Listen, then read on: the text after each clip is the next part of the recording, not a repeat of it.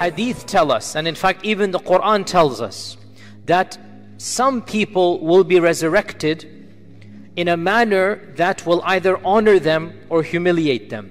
So the actual resurrection itself, when they come out of their graves, either immediately or shortly after that, things will happen to them that will either dishonor them or will raise their ranks. For example, we learn in Sahih Bukhari that our Prophet ﷺ mentioned that there will be, that Allah Azza wa Jal mentions in the Quran actually, that certain groups of people, يُحْشَرُونَ عَلَى وُجُوهِهِمْ, they're going to be resurrected on their faces. So rather than standing up, they will be upside down. The Prophet ﷺ was asked, hadith is in Bukhari, how can they be resurrected upside down? He asked the question. He was asked the question, how can they be resurrected upside down? Our Prophet ﷺ said, isn't the one who caused them to walk standing capable of causing them to walk on their faces? So the one who caused mankind to walk standing up can cause them to walk upside down as well. وَالْعِيَاذُ بِاللَّهِ. These people, our scholars say, that this is the humiliation for them for refusing to bow their heads in sajda in this dunya. Because we have a rule in the Sharia, al-jaza'u min jinsil amal, that the punishment will be in accordance with the crime. What you did, you will be punished in accordance with that.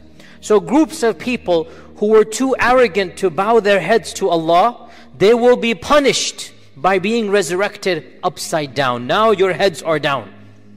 And Allah mentions in the Quran that on that day, يُحْشَرُونَ عَلَى وُجُوهِهِمْ إِلَى جَهَنَّمْ, they will be resurrected on their faces being dragged to Jahannam. And our Prophet ﷺ mentioned, the one who caused them to walk standing can cause them to be dragged upside down as well. In another hadith in Tirmidhi, our Prophet ﷺ said that the mutakabbirun, those that had kibr, they will be resurrected like atoms on the day of judgment. They will be resurrected with the smallest, كَالذَّرَّةِ.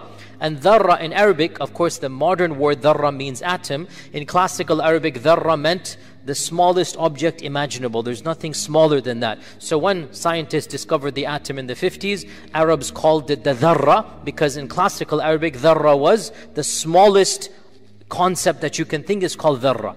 And so the Prophet ﷺ said the mutakabbirun will be resurrected like dharra on the day of judgment, and people will trample over them. And they will say, who are these people that are like dharra? And it will be said to them, these were the mutakabbiruna fi dunya.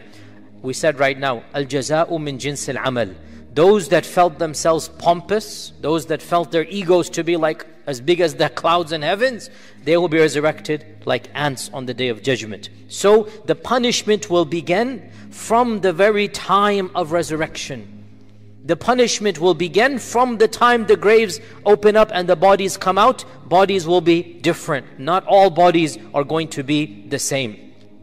And we learn this in a number of traditions. For example, in Sahih Muslim, our Prophet ﷺ said that the one who constantly asks people for no reason, مَا يَزَالُ الرَّجُلُ يَسْأَلُ النَّاسِ, he's going to keep on asking people, give me some money, give me this, give me that, and he doesn't have a need. We're not talking about somebody who's starving. We're talking about somebody, has no haya, no decency. The person who has decency, even if he needs something, he feels shy to ask. And this is good. This is a sign of Iman. If you have to ask, you ask, but there should be a shyness. And the one who has no haya, he just gets favors and favors and favors, and he doesn't care about paying them back. He just wants to benefit from other people. So our Prophet ﷺ said that a person will continue to ask people without any reason, just taking advantage of others' generosity, until he will come on the day of judgment and his whole face will be shredded. Not a single piece of flesh will be on it.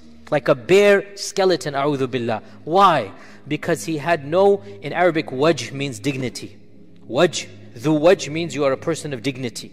So he had no wajh in this world. He had no dignity. And so on the day of judgment, his dignity, and in this case dignity means wajh here, that it will be stripped away from him and he will have nothing. So our Prophet ﷺ mentioned explicitly that the one who continues to ask and ask and ask, and in fact this is mentioned in one statement of one of the Sahaba, that لا يزال العبد يسأل وهو غني حتى يخلق وجهه فلا يكون عند الله وجه. A person who is rich but continues to ask people without a need, his face will be torn apart. حتى يخلق وجهه. خلق here does not mean to create, it means to pull away, to shred. His face will be shredded.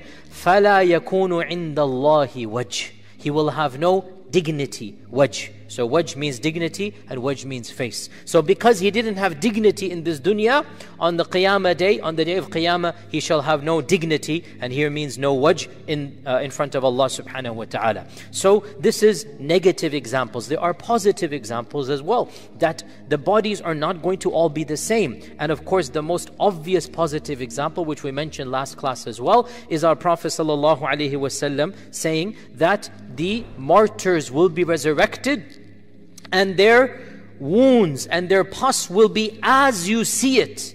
Its color will be the color of blood, but its smell will be the smell of mask and rih. Okay? You look at it and it looks like blood. It looks like something that is cut is there. But when you smell it, the smell will be of Jannah.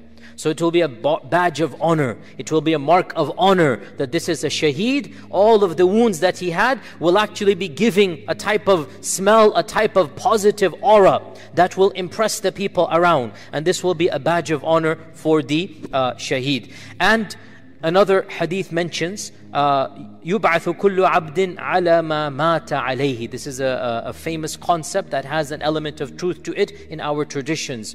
Every person shall be resurrected doing what they died doing. Or one interpretation can be doing what they constantly did. So the one who constantly did dhikr, the one who constantly did some good deed, they will be resurrected and they will be doing that deed. And we seek Allah's refuge. The one who did something evil, they will be doing the mechanisms of that evil in a manner that will not be honorable. It will be dishonorable for them on the day of judgment. And we also know that the one who used to give the adhan, on the day of judgment, he will be giving the adhan. Or in one narration, he will have أطول أعناقا, long neck. It doesn't mean he's going to be a giraffe. It means he's going to be recognized. He's going to be walking, everybody's going to be looking up to him. It's translated literally that the longest necks on the day of judgment will be for the mu'adhin. It's an expression.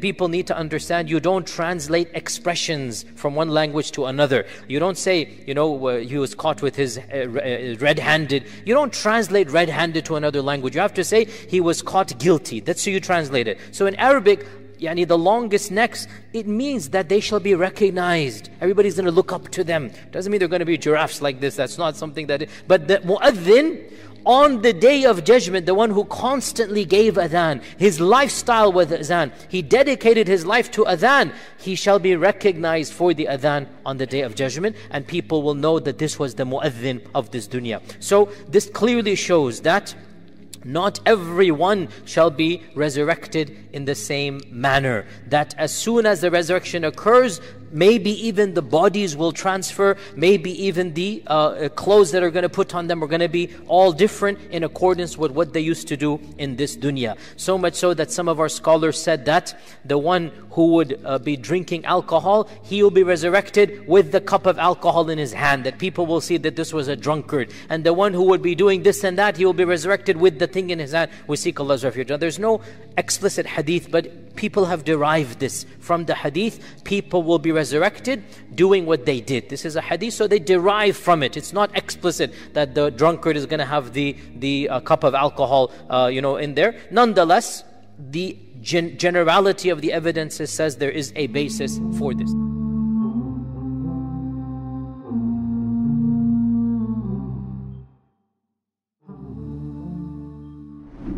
Have you ever wished that there was a Muslim version of YouTube or Netflix? Well, we have created one. The One Islam TV app has no adverts and is safe to browse for your peace of mind. Watch hundreds of high-quality produced Islamic reminders, Quran videos, stories of the prophets, hot topic, debates, and so much more. 4 to 8 new videos are uploaded daily, inshallah. You can watch or listen to videos while your device is switched off. Watch videos on demand, or download videos and watch offline.